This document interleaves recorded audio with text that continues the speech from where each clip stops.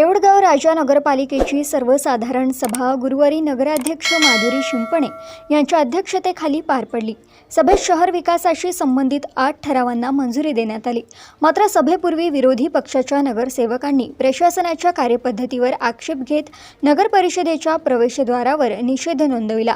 सभेची सूचना ठरावांची कागदपत्रे वेळेत उपलब्ध करून देण्यात आली नसल्याचा तसेच विरोधी पक्षासाठी स्वतंत्र बैठक व्यवस्था नसल्याचा आरोप विरोधकांनी केला।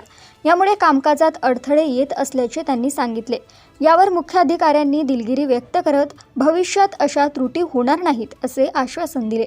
नगराध्यक्ष माधुरी शिंपणे यांनीही विरोधी पक्षासाठी स्वतंत्र बैठक व्यवस्था उपलब्ध करून देण्याचे आश्वासन देत शहराच्या विकासासाठी सर्वांना सोबत घेऊन काम करण्याची भूमिका मांडली।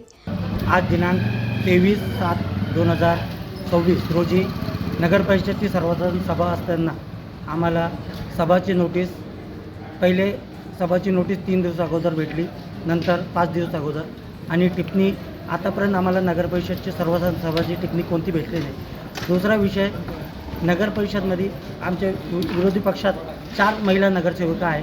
त्यांना वारंवार विनंती अर्ज करूनही CO साहेबांना नगराध्यक्षला यांना बसायला कोणती कॅबिन देत नाही प्रशासनाच्या वतीनं। वारंवार या महिलांचं ते बसायला कुठे जागा नाही नगरपालिकेला।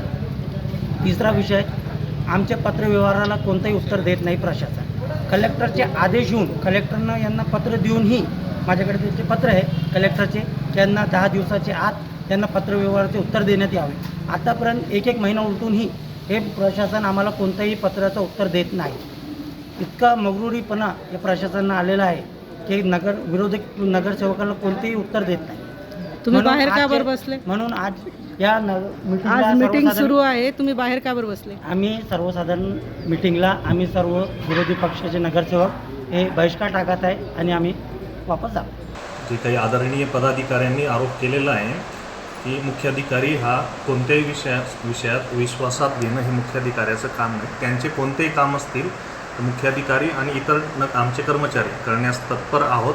त्यांनी काम त्यांनी लेखी कळवावं, तोंडी कळवावे आणि त्यांचे जे काही विषय असतील त्यांच्या प्रभागातले मंजुरीसाठी ते माननीय नगराध्यक्ष यांना त्यांनी द्यावेत पुढच्या वेळेसपासून। आणि माननीय नगराध्यक्ष आणि पूर्णतः बॉडी म्हणजे जी काही सर्वसाधारण सभा आहे, सर्वसाधारण सभा ठरवत असते कोणता विषय मंजूर करायचा किंवा कोणता विषय नामंजूर करायचा। असं म्हणणं आहे की आपण टिप्पणी त्यांना दिलेली नाही या सभेची आणि म्हणजे आरोप आहे त्यांचा टिप्पणीबाबत मी स्वतः दिलगिरी व्यक्त करतो की टिप्पणी ही 3 दिवसाआधी द्यावी लागते, परंतु यावेळेस आमचे सर्व कर्मचारी जे सभेसंबंधित काम करतात ते SIR मध्ये गुंतलेले असल्यामुळे टिप्पणी आम्ही ऐन वेळेस सगळ्यांना, सत्ताधिकाऱ्यांनाही, विरोधकांनाही आणि स्वतः मलाही टिप्पणी ऐन वेळेस उपलब्ध झालेली आहे। मी याबाबत दिलगिरी व्यक्त करतो सर्वांची आणि पुढच्या वेळेस अशी चूक होणार नाही याबाबत मी काळजी घेईन। असलं काही झालेलं नाही आहे आणि आम्ही सगळ्या मीटिंगमध्ये त्यांना विश्वासात घेतो आणि विश्वासात घेऊनच आम्ही सगळे कामं मार्गी लावतो आणि ते ॲबसेंट असतानाही आम्ही त्यांचे कामं मंजुरी करून घेतलेली आहे। आम्ही त्यांचे 12 कामं मंजुरी करून घेतलेली आहे ते नसतानाही। पण विषय असा आहे ते आज बाहेर बसले होते आणि आतमध्ये मीटिंग सुरू होती, त्यांनी निषेध व्यक्त केला। त्यांना मीटिंगला बोलवलं होतं, ते आला पण होता आणि काही कारणास्तव बाहेर गेल्या। नंतर त्यांचा जोही विषय होता तो CO साहेबांनी तुम्हाला स्पष्टीकरण दिलेलंच त्याच्यावरती। त्यांचा कॅबिनचा प्रश्न आहे। सर्वांना पदाधिकाऱ्यांना, तुम्ही जे सत्ताधिकारी आहे त्यांना सर्वांना कॅबिन आहे, तर विरोधी पक्षांना पदाधिकाऱ्यांना कॅबिन नाही असा त्यांचा आरोप आहे। नाही, त्यांना पण कॅबिन आम्ही देण्याचा मागच्या मीटिंगमध्येच सांगितलं होतं CO साहेबांनी।